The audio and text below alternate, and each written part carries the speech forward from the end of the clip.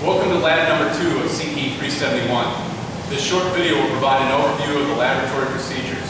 I encourage you to follow along in your lab procedures manual. During this video, additional content will be provided beyond the content that's within your lab handout. Remember, there will be a quiz regarding these procedures at the start of the lab period. The second lab is associated with classification of soils. The lab procedure instructions outlined here will allow for the classification of a soil sample. Coarse and fine soils must be classified using different tests, and both tests are described separately herein. During the liquid and plastic limits test, be sure to quickly transfer the soil samples to the tear cans and keep the tear cans closed. This will ensure an accurate moisture content result. When conducting the Casa Grande test, add water to the clay in small amounts. If the soil gets too wet, it can take a long time to dry, which may not allow you to complete the test during the normally allocated lab time. The first soil classification test is conducted on a coarse-grained soil. This is a sieve analysis. At your station, you should have two different soil samples. One is a fine-grained sample, darker in color, located in a Ziploc bag. The other will be likely already in the 3-quart pan or in a separate bag, but it'll be lighter in color. The first thing you're going to do is to weigh the 3-quart pan with the soil sample. So we can do this on a small scale without any difficulty. Be sure to write that information down. Then we're going to also use the small scale to weigh the stack of sieves. We're going to weigh each of the sieves individually. At your station, you should have a stack of individual sieves. There is a particular number of sieves in the stack, and they should already be in the right sequence. When I refer to the right sequence, what I'm referring to is the fact that the largest opening size should be at the very top of the stack, and then they should get progressively smaller as we move downwards. The intent is to ultimately place a coarse-grained soil sample in the top of the sieves and allow them to separate as it goes down. If any of those are out of order, we won't get appropriate results. Make sure that we end up with the sieves going back in the right order. I recommend you take off the lid, place it upside down on the table, take off the top sieve, which should be a 3/4 inch sieve, determine its weight and record that weight on the small scale, and then turn that individual sieve upside down and place it on the lid. Continue this process of weighing individual sieves, double check they're in the right order, and then rebuild your stack upside down as you progress down through. Ultimately, you're going to go all the way through the entire stack of sieves, down to and including the final sieve, which will be a number 200 sieve. And then the final item is the pan. We want to make sure that we also record the weight of the pan, because we want to ultimately determine any soil that gets caught on the pan separately. So now we've recreated the stack upside down. We can flip it back over. And again, it's just worth double checking at this point to make sure you've got it in the right sequence. Put the given sample of soil into the top of the stack of sieves. So that's simply taking the 3-quart pan, dumping it into the top. Make sure you get all the soil. Use the small brush here. Make sure you get all the soil out of the pan and into the stack of sieves. Place the lid back on top, and then you'll be directed to place that entire stack of sieves on a particular table near the sieve shaking machine. The lab technicians will then run that through the sieve shaking machine for a period of 5 to 10 minutes. After sieving is complete, we want to make sure that we determine how much soil has been collected on individual sieves. I have a second stack of sieves here that's already been run through the sieve shaking machine. So at this point, we can remove the lid, and we can remove the first sieve. And we can visually, in this case, chances are the top one, the 3/4 inch, is going to be empty. However, if there is anything that's retained on here in the way of a coarse gravel, larger than 3/4 inch, we're going to go ahead and weigh that and record how much soil is caught on the individual sieve. Now my second sieve down does in fact have some sample on there. It's a 3/8 inch sieve, So we want to record the new weight, which would be the weight of the sieve, plus the weight of the soil that got caught on that sieve. That's a material that is larger than 3/8 inch. After we've actually recorded the weight of the soil plus the sieve, we can then start to place that soil back into the 3-quart pan, continuing this process, moving downwards, recording this information on the data sheet. As we're removing soil, after we've determined the weight of the soil on the sieve, as we're removing that soil, we may reach a point where we need to clean the individual sieves. We have 3 different brushes available to clean the sieves, and the brushes are dependent upon the sieve size. The wire brush that looks like this should be used for the 3/4 inch sieve, the first sieve, down to the 3/8 inch, or I'm sorry, from the 3/4 down to the number 8 sieve. We're using the wire brush. The brass brush should be used for the number 16 sieve down to the number 50. And finally, the soft brush should be used for the number 100 and number 200 sieves. I want to make sure that you're actually cleaning those in the proper manner with the right brush.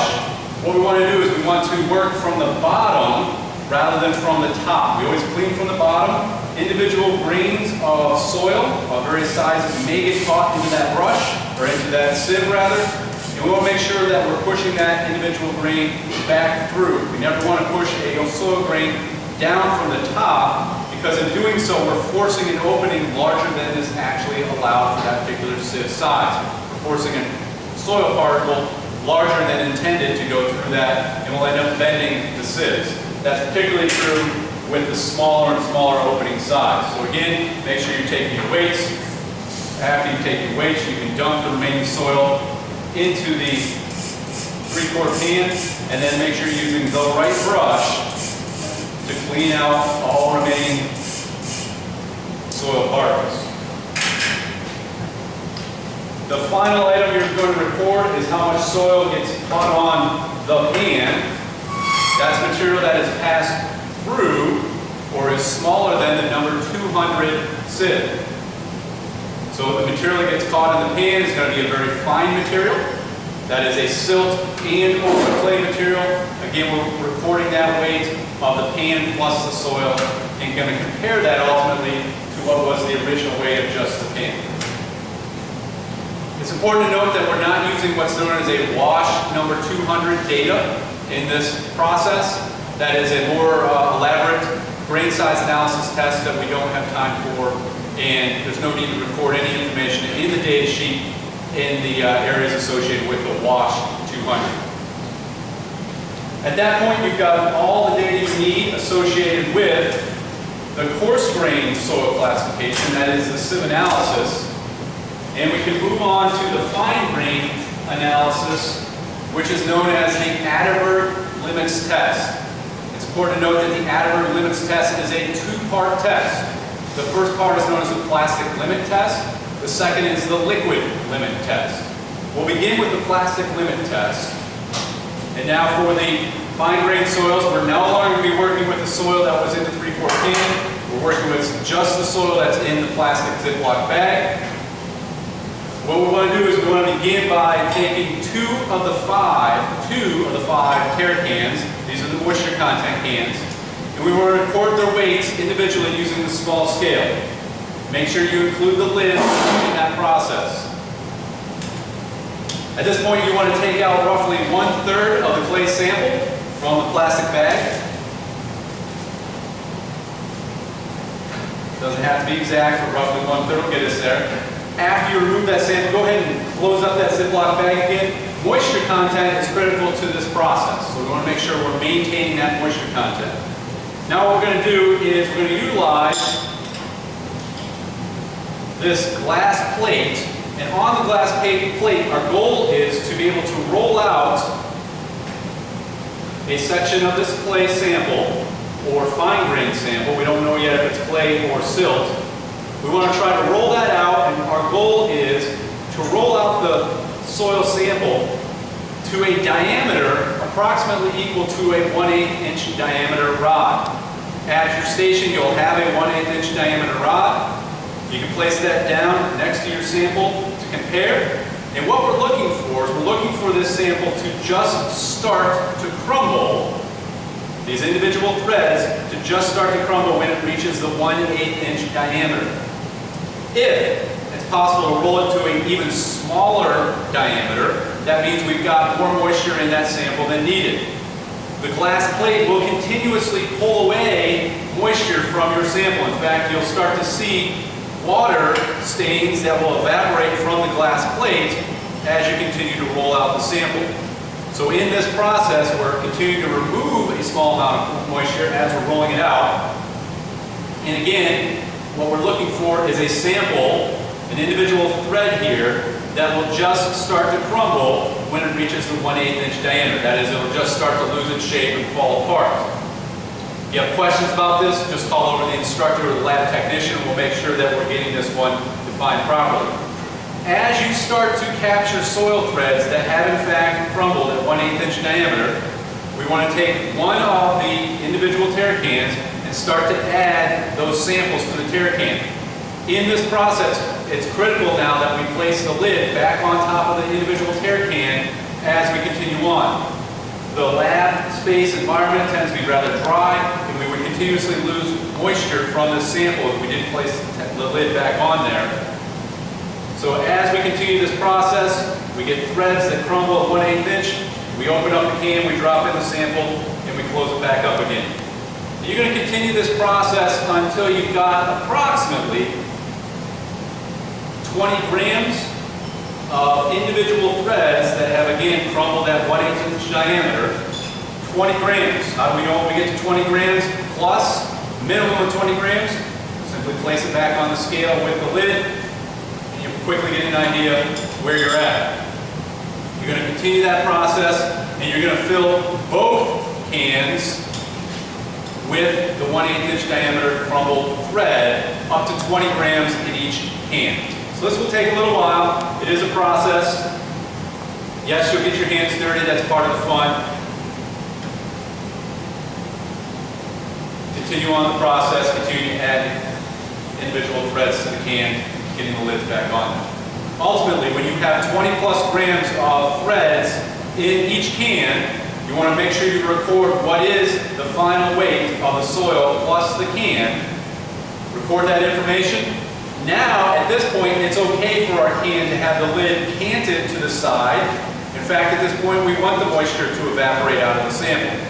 Make sure you've recorded what is the identification of the can, what the weight is, and then place the can in the location directed by your lab technicians and lab instructor. At this point, the cans are going to be placed into an oven for 24 hours, and during that process of the 24 hours, we're going to remove moisture. The lab technician will then record for your individual tear cans what is the weight of the tear can, the lid, and the dry soil, and that information will be emailed to you by your instructor.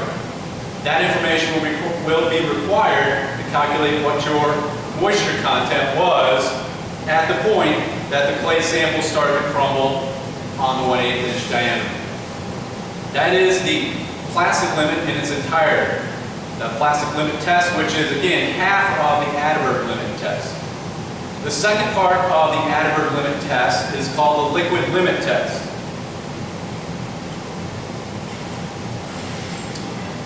The liquid limit test, we're going to utilize the remainder of the soil sample, the remaining 2/3 of the clay sample that was in the individual plastic bags. We can go ahead and take out everything that is left. And we can place it into one of the white cups. With that in the cup, we need to use what's known as the Casa Grande test apparatus. This is the Casa Grande test apparatus here. You notice it's got a brass cup, commonly referred to as the Casa Grande cup. The brass cup can be removed. There's a pin here to the side that allows you to remove the cup from the apparatus, which will help us in the process of adding a soil sample and making sure the soil sample is properly prepared. You can return the cup by replacing the pin. Now, this cup, the intent of this process, the Atterberg limit test associated with the liquid limits, is to place a soil sample in here, and then ultimately we're going to cut a groove through that sample. And then we're going to raise the cup up in and allow it to drop from a very specific calibrated height. In that process, physically what we're doing is we're imparting some energy to the soil. And what we're going to do is we're going to record how many drops of that cup filled with soil are required to close up a cut or a groove that's been cut into the soil. Knowing that, it is critical to make sure that the height of the drop of the cup is exactly what the calibrated height should be. As we turn this crank, notice that the cup lifts up and then drops. What we want to do is we want to make sure that the height of the drop is exactly what the standard calls for. To do so, we're going to utilize this groove tool. This is a tool we will ultimately use to cut a slot or a groove into the soil sample. On the end of the tool, you'll notice that there is a portion that is turned 90 degrees to the long axis of the tool, and that is our calibrated height. Very convenient to have that. Now, what we need to do is to place that directly under the cup at the center of the cup, and in fact, if you look very closely at the base of the Casa Grande test apparatus, you'll see where the cup is striking that apparatus. Place the plastic calibration tool right at that point, which places it directly underneath the cup. Now when we turn the crank on the Casa Grande test apparatus, what we're looking for in a perfectly calibrated situation would be this cup would just barely, just noticeably lift up and then drop back down. A very, very small amount.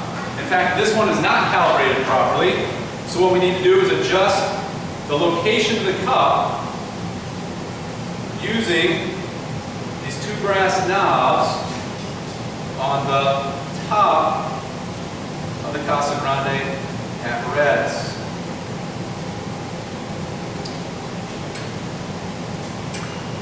Now I've moved that. In fact, you can see that this cup is lifting and dropping on top of the calibration tool, but I would argue this one's actually dropping just a little bit too much. Again, it's critical that this be calibrated to the exact same drop height. It's the exact same drop height used on every Casa Grande apparatus used throughout the world. So we're going to go ahead and I'm going to adjust that a little bit more.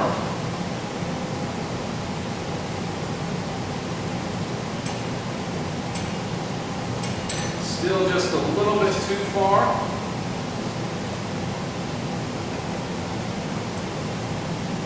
There, you can barely just see that that cup is just lifting off and just a real small amount there. That is a well-calibrated Casa Grande apparatus. Now we can remove the individual calibration tool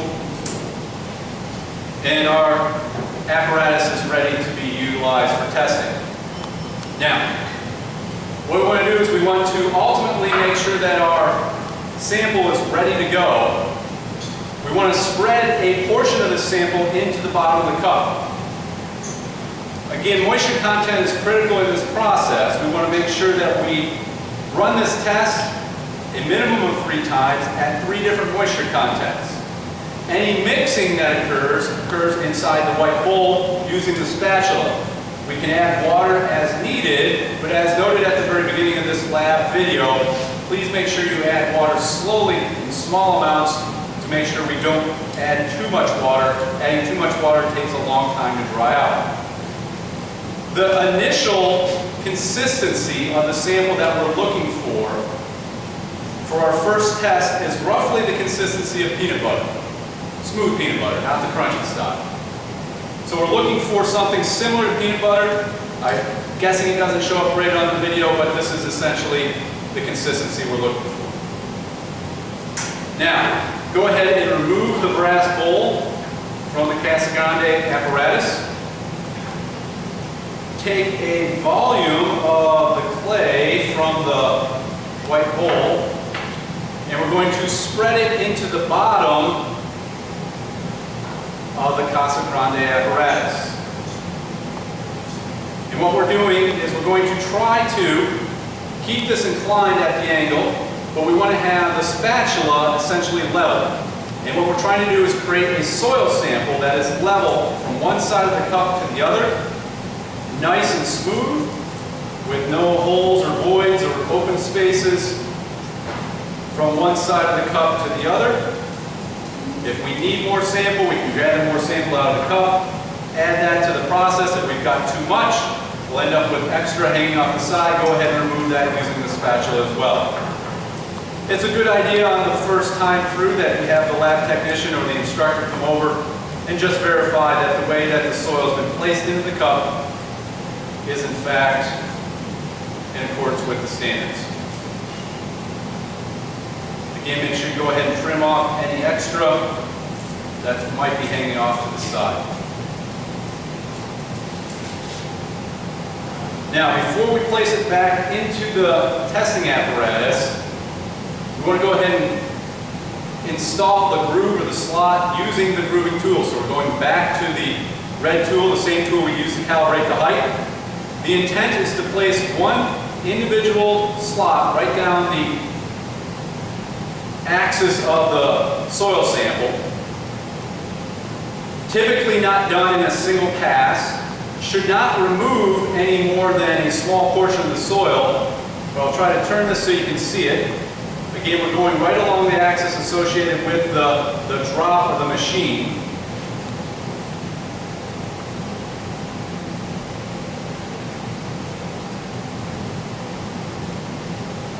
Any soil that comes out gets placed back in the cup here.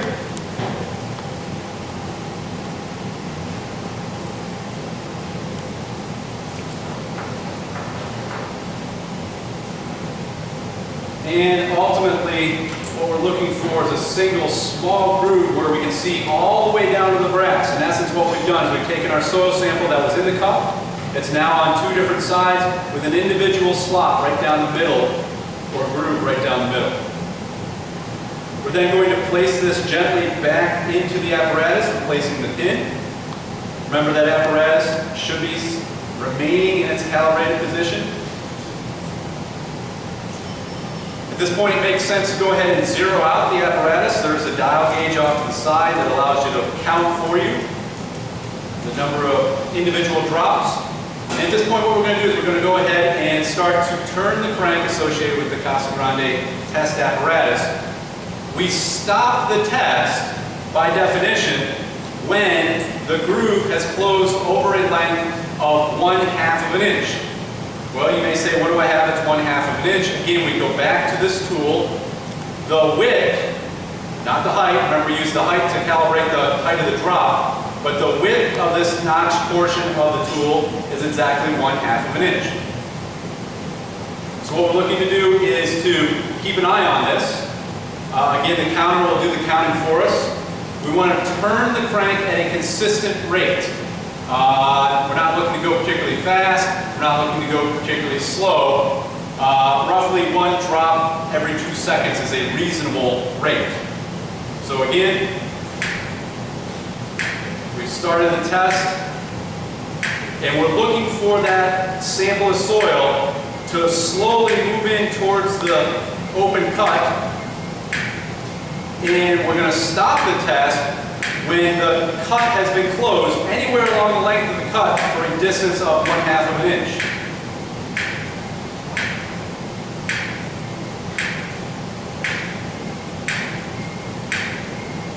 Now, if we go through this process and we reach a drop count of 40 or more drops of the cup, we can terminate this test. In fact, I'm right now at 3940. And in fact, if we zoom in on that sample, we can see that it has not closed over the length of that sample. This tells me that this sample is actually too dry to run for the test.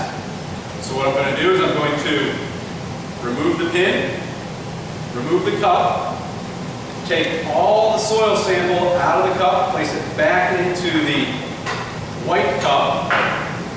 I'm going to take the individual brass cup, not the entire apparatus, but take the brass cup over to the sink. I'm going to wash this out.